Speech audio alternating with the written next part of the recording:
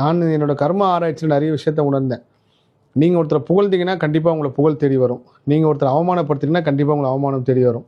நீங்கள் ஒருத்தரை வந்து சபிச்சிங்கன்னா கண்டிப்பாக உங்களுக்கு சாபம் தேடி வரும். நீங்கள் ஒருத்தரை வாழ்த்துனீங்கன்னா 100% உங்களுக்கு எவ்வளோ பெரிய கெடுதல் செஞ்சவங்கனா இருந்தால் கூட நீங்கள் அவரை வாழ்த்துனீங்கன்னா உங்கள் வாழ்க்கையை ஃபுல்லாகவே வாழ்த்துக்கலாம் மாறுன்றது வந்து நான் கர்ம ஆராய்ச்சியில் உணர்ந்தன்மை. இது எல்லாராலும் ஏற்றுக்கொள்ள முடியாது. 100க்கு ஒரு 5% இந்த பக்குவம் வந்தால் நிச்சயமாக இது புரியும்.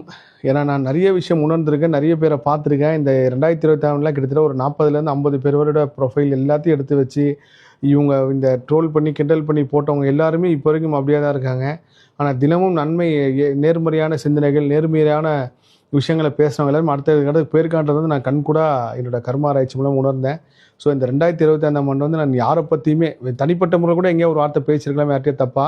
ஆனால் பொதுவெளியில் எங்கேயுமே பேசலை. இன்னும் என் வாழ்நாள் முழுவதுமே வந்து தனிப்பட்ட முறையிலையோ இல்லை பொதுவெளியிலையோ இதுக்கப்புறம் யாரையும் பற்றி தப்பாக பேசக்கூடாதுன்னு சொல்லி நான் கொள்கையோடு இருக்கேன்.